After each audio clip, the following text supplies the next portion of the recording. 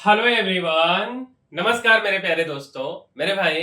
इस वीडियो में हम समझेंगे कि जो डोनाल्ड ट्रंप हैं अमेरिका के राष्ट्रपति, बेसिकली वो जो ट्वीट करते हैं उससे उस बात का क्या इंटरप्रिटेशन हो सकती है, क्योंकि बार बार वो टैरिफ पे टैरिफ लगाए जा रहे हैं। हमारा रुपया भी नीचे गिर रहा है डॉलर के मुकाबले। इसके क्या कारण हो सकते हैं, इससे क्या फायदा है, क्या घाटा है, जियो पॉलिटिकल टर्म्स में हम समझने का कोशिश करेंगे। हम एक एक करके आपको समझाते हैं। सबसे पहले हम मेरे भाई बात करते हैं, जैसे डोनाल्ड ट्रंप का जैसे ट्विटर है ना, जिसका नाम बदल करके एक्स रख दिया गया है, उसी तरीके से उनका भी एक प्लेटफॉर्म है जो भी है ट्रूथ या कुछ उसका नाम है, ठीक है। उसी पे वो ट्वीट करते रहते हैं। तो उनका एक ट्वीट है, पहले उसको हम दिखाते हैं। क्या है ट्वीट? कि India is not only buying massive amounts of Russian oil, ठीक है। देखो, इस वीडियो में हम ये चीज समझाने का कोशिश करेंगे ना कि एक व्यक्ति एक जगह पे कैसे गलत करता है, और ये इंसान केवल गलती करता है, ठीक है। केवल गलती करने के लिए ही ये आया है और हमेशा गलती करता है। दिखाते हैं कि क्या इसका सोचने का तरीका है। पता नहीं, एक छोटा सा बच्चा होता है ना, वो भी ऐसे शायद ना सोचे, ठीक है। बट ये इंसान को देखिए, थोड़ा हम दिखाते हैं आपको। India is not only buying massive amounts of Russian oil. इस बात का क्या मतलब हुआ कि इंडिया केवल रशियन तेल नहीं खरीद रहा है, वो भी एक बड़े अमाउंट में। They are then for much of the oil purchased selling it on the open market for big profits. वो तेल खरीद के उसको ओपन मार्केट में बेच देते हैं और इससे बहुत मुनाफा कमाते हैं। They don't care how many people in Ukraine are being killed by the Russian war machine. Means कि इंडिया को केयर नहीं है कि यूक्रेन में कितने लोग मारे गए हैं रसिया के द्वारा इस वार में, ठीक है। Because of this, I will be substantially raising the tariff paid by India to the US। इसलिए और इसी को मद्देनजर रखते हुए हम जो है टैरिफ को बढ़ा रहे हैं, ठीक है। Thank you for your attention to this matter President DJT. अच्छा, अब देखो मेरे भाई, ये है बेसिकली रसिया। रसिया से हम लोग तेल खरीदते हैं, इनका कहना है, सही बात है। अच्छा, और ये है अमेरिका, यूनाइटेड स्टेट, है ना।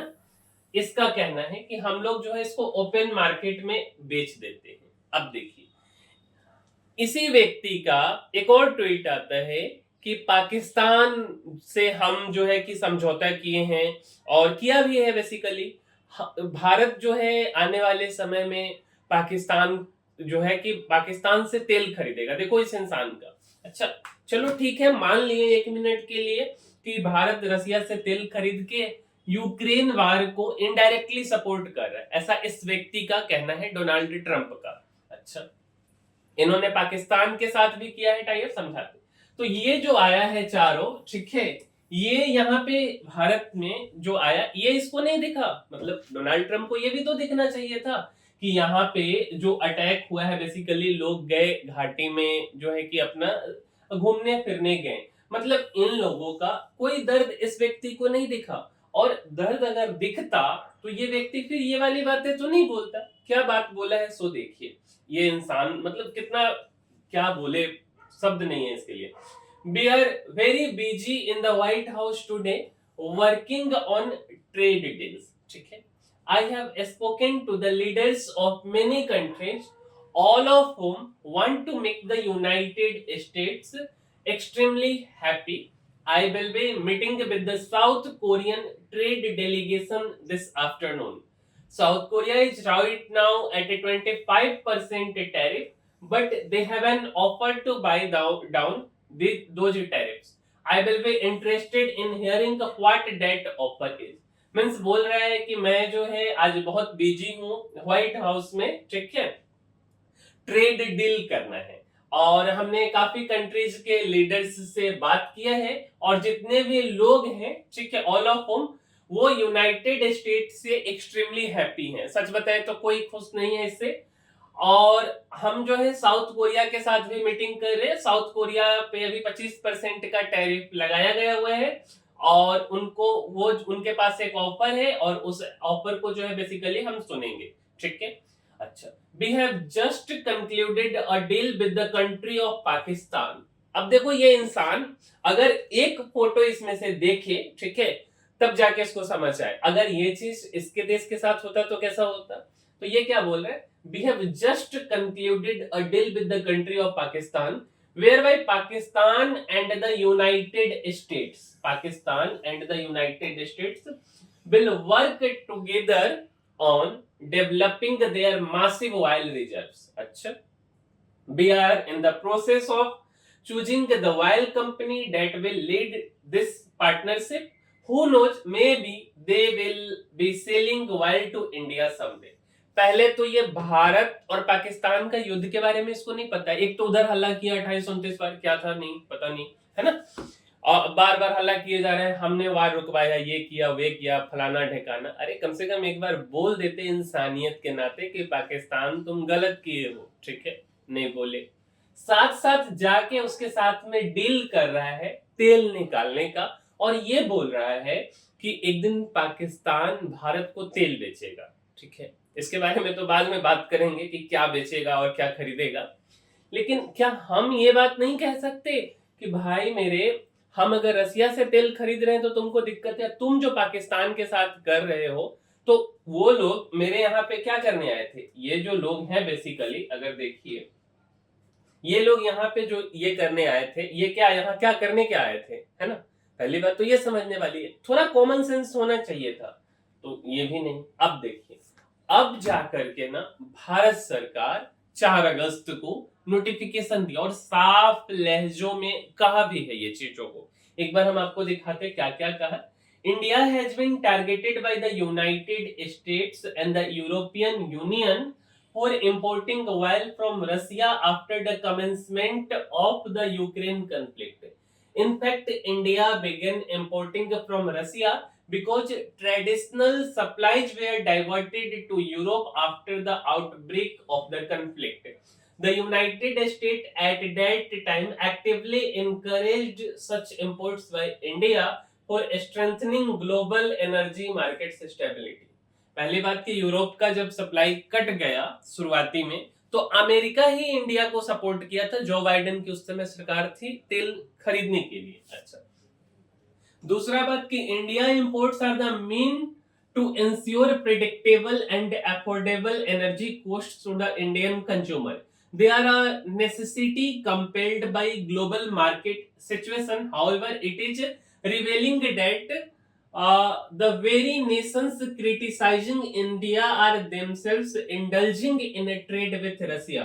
Unlike our cases, such trade is not even a vital national compulsion. और देखिए तीसरा कि जो यूरोपियन यूनियन है बेसिकली, मतलब इंडिया का ये कहना है कि भारत जो ट्रेड कर रहा है ना, ये तो कुछ भी नहीं है, पहले अपना तो देख लो एक बार कि the European union in 2024 had a bilateral trade of euro 67.5 billion in goods with Russia. अकेले 2024 में जो यूरोपियन यूनियन है 67.5 बिलियन का ट्रेड किया है रसिया के साथ में। In addition it had trade in services estimated at 17.2 billion in 2023 में 17.2 बिलियन का ट्रेड किया है। This is significantly more than India's total trade with Russia that year. Bharat जितना टोटल ट्रेड रसिया से किया ना, उससे भी ज्यादा ट्रेड ये लोग खुद कर रहे हैं यूरोपियन यूनियन से। ठीक है, और European imports of LNG in 2024 in fact reached a record 16.5 million tons, surpassing the last record of 15.21 million tons in 2022. ऊपर से तुम एलएनजी भी खरीद रहे हो रसिया के साथ में और हर एक साल नया रिकॉर्ड भी बना रहे। Europe Russia trade includes not just energy, केवल जो है एनर्जी के लिए आप नहीं ट्रेड कर रहे हो, बट फर्टिलाइजर भी आप खरीद रहे हो, माइनिंग प्रोडक्ट भी आप खरीद रहे हो, केमिकल भी खरीद रहे हो, आयरन, स्टील, मशीनरी, ट्रांसपोर्ट, सब कुछ जो तुमको जरूरत है सब खरीद रहे हो। बस भारत नहीं खरीद सकता है, कहे कि भारत सपोर्ट कर रहा है यूक्रेन को, है ना। अच्छा, where the United State is concerned it continues to import from Russia. अच्छा, अब अमेरिका भी खरीदता है भाई, ठीक है, यूरेनियम हेक्साफ्लोराइड ये खरीदता है अपने न्यूक्लियर इंडस्ट्री के लिए, पैलेडियम खरीदता है EV industry, electric vehicle industry के लिए, और फर्टिलाइजर और केमिकल भी खरीदते हैं। ये बात भारत सरकार बोली है, ठीक है। अच्छा, तो इतना कुछ आप खरीदते हो, यूरोपियन यूनियन भी खरीद रहा है, अमेरिका भी खरीद रहा है, बट ये लोग क्या करेंगे, भारत के साथ सैंक्शन लगाएंगे। तुम लोग सपोर्ट नहीं कर रहे हो, बस भारत सपोर्ट कर रहा है, ठीक है। अच्छा, आगे क्या बोलता है कि I don't care what India does with Russia. मैं इस बात का कोई केयर नहीं करता कि इंडिया और रसिया क्या कर रहे हैं। They can take their dead economies down together for all I care. क्या बोल रहे हैं कि इंडिया और रसिया दोनों अपने डेड इकोनॉमी को नीचे लेके जा रहे हैं। मेरे भाई, पहली बात, भारत और अमेरिका, सॉरी, ये भारत और रसिया डेड इकोनॉमी है ही नहीं। कौन बताया इसको, पता नहीं कैसे कैसे, मतलब यार थोड़ा सोचना चाहिए था, ठीक है, स्टेटमेंट देने से पहले। अच्छा, अब देखो, अब ये तो हो गया इस व्यक्ति का कहानी। अब समझाते आप एक्चुअल में अगर हम एक अमेरिकी डॉलर की बात करें तो भी 87.701 के आसपास है। और जिस तरीके से ये टैरिफ पे टैरिफ लगाए जा रहे, तो ये जो हमारा रुपया है वो काफी डेप्रिसिएट हो रहे, ऑल टाइम लो पे चला गया हुआ है रुपया, ठीक है, ऑल टाइम लो पे 87.701 ऑल टाइम लो है रुपया का डॉलर के मुकाबले। अब इसके कारण भारत सरकार क्या कर सकती है? इसके कारण ऐसा नहीं केवल भारत को प्रॉब्लम है, अमेरिका को भी प्रॉब्लम है। एक दो पार्ट से हम समझते, फिर आपके जवाबों को क्लियर करते। सबसे पहला कि रुपया गिर रहा है। अच्छा, रुपया गिर रहा है तो क्या इससे अमेरिका को नुकसान नहीं है क्या? मेरे भाई, अमेरिका को भी इससे नुकसान है। कैसे? मान लो अभी रुपया है 87 रुपए पे, और कल होकर के रुपया गिर करके 90 रुपए हो जाए, मीन्स $1 90 के बराबर हो जाए, तो क्या होगा? इसके कारण हम जो सामान अमेरिका में बेचते ना, मीन्स हम जो एक्सपोर्ट करते ना, वो सस्ता हो जाएगा। तो जो कंपनी भारत से सामान खरीदती है, अमेरिकन कंपनी, वो और ज्यादा सामान खरीदेगी। टैरिफ तो लगाएंगे बॉस, है ना, बट पहली बात कि वो सामान और ज्यादा खरीद पाएंगे, ठीक है। इससे क्या होगा कि भारतीय प्रोडक्ट यूएस मार्केट में ज्यादा कंपिटिटिव हो जाएगा। तो जो सेम प्रोडक्ट अमेरिकन कंपनीज बनाती है अमेरिका में, ठीक है, जैसे अमेरिका की कोई फार्मा कंपनी हो गई, टेक्सटाइल या सॉफ्टवेयर सर्विसेज, अच्छा, तो उन्हें घाटा होगा, और जो इंडिया से खरीद के अमेरिका में बेचती हैं उन्हें फायदा होगा। क्यों फायदा होगा? क्योंकि पहली बात कि जो है हमारा रुपया है ना, वो रुपया हमारा गिर रहा है, तो वो डॉलर में ज्यादा सामान को खरीद पाएंगे, लेकिन साथ में वहां टैरिफ भी लगा हुआ है। बट इसमें थोड़ा सा अलग कंडीशन है, वो हम आपको समझाएंगे, बट फिलहाल आप इसको समझिए। दूसरा बात क्या होगा ना कि यूएस की जो डोमेस्टिक कंपनीज हैं उनको नुकसान होगा। कैसे नुकसान होगा? तो इंडियन प्रोडक्ट तो सस्ते हो जाएंगे, उसको तो टैरिफ लगा करके महंगा किया गया हुआ है। अच्छा, अगर इंडियन जेनरिक ड्रग 87 यूएसडी पे बेचा जा रहा है और रुपया 90 पे हो गया, तो यूएस कस्टमर को वो जो प्रोडक्ट है और सस्ता मिलेगा, और अमेरिकन कंपनियों का प्रॉफिट मार्जिन गिर जाएगा, ठीक है। अब आपके मन में एक सवाल आ रहा होगा कि टैरिफ के कारण तो ये चीजें महंगा हो जाएंगी ना। बिल्कुल महंगा होंगी मेरे भाई, बट जब टैरिफ लगता है ना तो दोनों को कंप्रोमाइज करना पड़ता है। एक जो बेचने वाला होता है ना, वो थोड़ा कम प्रॉफिट, जैसे मान के ऐसे चलो, मान के चलो कि एक सामान है 100 रुपए का, ठीक है, टैरिफ लगाने के बाद ये जो सामान है, मान लेते हैं 100% का टैरिफ लग गया, लेट अस सपोज 100% का, ये सामान का कीमत 200 रुपया हो गया, ठीक है। अच्छा, अब 200 रुपया हो गया ना, तो क्या हुआ कि टैरिफ लगाया अमेरिका, अमेरिका टैरिफ लगाया तो 100 रुपए का मार्जिन आ गया। लेट अस सपोज कोई अगर 100 रुपए का सामान बेच रहा है तो इसको 50 रुपए का प्रॉफिट हो रहा है, ठीक है। अच्छा, और यहाँ जो 200 में जो सामान बिक रहा है, इसमें भी मान लेते हैं, जस्ट एक इमेजिनरी सिचुएशन है, 50 का प्रॉफिट हो रहा है। अगर ये दोनों अपना अपना थोड़ा सा प्रॉफिट को घटा ले तो ये काम आसान हो सकता है। मीन्स भारत सरकार, भारतीय कंपनी बोले कोई बात नहीं, रुपया को हम गिरने देते हैं और ठीक है, और जो है कि टैरिफ को बचाने का ये एक रास्ता हो सकता है। जो भारतीय कंपनियां हैं वो अपने प्रॉफिट मार्जिन को कम कर दे कि ठीक है, हम अगर 20-30% का प्रॉफिट मार्जिन ले रहे हैं तो ऐसा करते हैं कि हम केवल 10% पे कंप्रोमाइज करते। कुछ दिनों की तो बात है, कैसे भी करके हमें एक्सपोर्ट को बढ़ाना है, ठीक है, और वहां की जो कंपनियां इंपोर्ट कर रही है उन्हें भी कंपटीट करना पड़ेगा। तो वे लोग क्या करेंगे कि वे लोग भी अपना जो प्रॉफिट मार्जिन है उसको घटा दे, मीन्स शेयरिंग वाला हो जाए, और थोड़ा सा गवर्नमेंट सपोर्ट कर दे कि कोई बात नहीं, एक्सपोर्ट को बढ़ाने के लिए थोड़ा हम अलग से पैसा डालते हैं, ठीक है। तब जाके ये सिचुएशन कंट्रोल हो सकता है। लेकिन अगर ये सिचुएशन कंट्रोल हो जाता है तो इसमें अमेरिका का नुकसान भी है। कैसे, वो समझते हैं। अब देखिए, यही दूसरा पार्ट है कि cheap Indian labour versus American labour अब यहाँ पे आ जाएगा। अब देखो, यूएस में ना कोई अगर मजदूर काम करते हैं, कोई एम्प्लॉय काम करते हैं, 1 घंटे का $28 से $35 उसको देना है। भारत में ये चीजें $1.5 से $5 है। इवन आईटी कंपनी में $5 कोई कम नहीं होता। $5 का मतलब अगर हम बोले तो ₹450 1 घंटा का। 9 घंटा अगर कोई काम करेगा तो कितना हो जाएगा?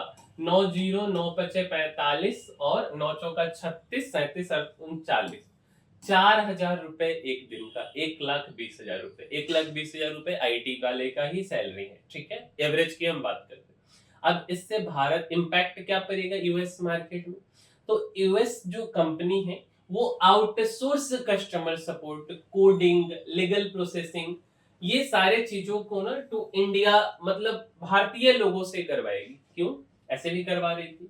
क्योंकि जो भारत के लोग हैं वो कम से कम 10 गुना सस्ते हैं, ठीक है। अच्छा, अब इससे अमेरिकन मार्केट में जॉब कट हो जाएगा, और खास करके कम स्किल्ड जॉब्स वो कट होगा। मींस अमेरिका का जॉब इधर से जाएगा अगर ऐसे रह गए ट्रंप साहब अपने बातों पे। तो इन्फ्लेशन, महंगाई कंट्रोल ऑन प्रेशर हो जाएगा। अब यूएस की जो फेडरल रिजर्व है उसको कंटिन्यूअसली इन चीजों को बैलेंस करना पड़ता है। अब एक तरफ उसको इन्फ्लेशन, महंगाई से फाइट करना है, और दूसरी तरफ जॉब लॉस नहीं होने देना। लेकिन अगर ज्यादा आउटसोर्सिंग होता है तो डोमेस्टिक डिमांड गिरती है और इकोनॉमी स्लो डाउन हो जाती है। तीसरा, स्किल्ड जॉब का डिस्प्लेसमेंट हो सकता है। अगर चीपर, सस्ते इंडियन इंजीनियर्स और डेवलपर्स की बात करें तो कई बार ये लोग ना यूएस में टेक ले ऑफ होते हैं। अच्छा, इसके कारण क्या होता है कि वेज स्टैग्नेट हो जाते हैं। मींस ओवरऑल अगर हम कंक्लूजन दें तो इसके कारण जो अमेरिकन कंपनीज हैं, ठीक है, जो बनाती हैं सामान, अमेरिकन, वो लोगों का ना जॉब जो है कि जाएगा, और जॉब जाएगा तो सरकार के ऊपर प्रेशर बनेगी, ठीक है। उस समय फिर ट्रंप साहब क्या बोलेंगे पता नहीं। अच्छा, अब रुपया गिर रहा है तो इंडिया को कैसे फायदा हो जाएगा? तो मेरे भाई, इंडिया के एक्सपोर्ट को बूस्ट करना सरकार की मेजर चीजों में से एक होती है। अच्छा, जब रुपया गिरेगा तो इंडिया का जो सामान है वो फॉरेन बायर के लिए सस्ते हो जाएंगे, और एक्सपोर्टर्स को ज्यादा रुपया मिलेगा हर डॉलर के बदले, ठीक है, जो सामान खरीदते हैं। अच्छा, मान लो कि एक एक्सपोर्टर है, उसको ना $1 मिलता है एक कपड़े की बिक्री पे। क्या हमने बोला? एक एक्सपोर्टर है, मान लो हम ही एक्सपोर्टर है, अगर हम एक कपड़ा बेचते हैं तो $1 मिलता है, और $1 अभी कितना रुपया पे है? मान लो समझने के लिए हम मान लेते हैं $90 पे, ठीक है। अच्छा, तो $1 90 पे है, मीन्स की मुझे 90 मिला। अब मान के चलो कि $1 मान के चलते हैं कि ₹95 के बराबर हो गया, तो मुझे कितना मिलेगा? 95 मिलेगा। यानी वही सामान बेचकर ₹15 एक्स्ट्रा मिलेगा, ठीक है। मीन्स, और ये चीजें किसके साथ हो सकती है? टेक्सटाइल के साथ, फार्मा के साथ, आईटी के साथ, एग्रीकल्चर के साथ, है ना, ये चीजें। और समझिए, अब आईटीओ, बीपीओ सेक्टर को भी फायदा होगा, जैसे कि टीसीएस, इन्फोसिस, विप्रो, ये डॉलर में कमाती है, लेकिन इनका पैसा खर्च होता है रुपया में, और रुपया अगर गिर रहा है तो इनका प्रॉफिट बढ़ जाएगा, ठीक है। इसलिए रुपया गिरते ही अक्सर इन कंपनियों के शेयर चढ़ते हैं, फिलहाल नहीं चढ़ रहे, ठीक है। अच्छा, एनआरआई रेमिटेंस ज्यादा वैल्यूएबल होता है। विदेशों में रहने वाले जो भारतीय हैं, जब पैसा भेजते, लेटर सपोज $1000 एक महीने में भेजते हैं, तो रुपया गिर जाता है तो घर वाले को ज्यादा पैसा मिलता है। अच्छा, इंडिया रेमिटेंस से सबसे ज्यादा डॉलर पाता है, मीन 100+ बिलियन एनुअली आता है। लेकिन रुपया गिरने से नुकसान भी तो है ना। अब नुकसान क्या है? नुकसान सबसे पहला कि इंपोर्ट आपका महंगा हो जाता है, ये सबसे बड़ा लॉस है। जैसे क्रूड ऑयल, इलेक्ट्रॉनिक्स, गोल्ड सब डॉलर में आते हैं। रसिया की बातें को छोड़ दे तो ये महंगा हो सकता है। तो फ्यूल प्राइस, इन्फ्लेशन बढ़ जाएगा, और फ्यूल बढ़ेगा तो रोजमर्रा की चीजें बढ़ सकती हैं। अच्छा, अब इंपोर्ट कॉस्ट बढ़ने से सब कुछ महंगा हो जाता है, petrol, diesel, food transport, electronics. Foreign loan वाले बिजनेस को नुकसान होता है। जो कंपनी जो डॉलर में लोन ले रखी है, उनका रिपेमेंट महंगा हो जाता है। तो मेरे भाई, ये चीजें हैं, ये कारणें हो सकती है। इतना भी आसान नहीं है ट्रंप का रास्ता, ठीक है, क्योंकि 25% आज से लागू हुए हैं और 25% के लिए उन्होंने कुछ समय दिया है। ये एक प्रेशर बनाने की प्रक्रिया है भारत के सरकार पे। बट देखते हैं कि सरकार क्या करती है, लेकिन सरकार भी साफ सख्त लहजों में उन्हें जवाब दिया है, ठीक है। तो इस वीडियो में इतना ही, मिलते हैं अगले वीडियो में, तब तक के लिए धन्यवाद।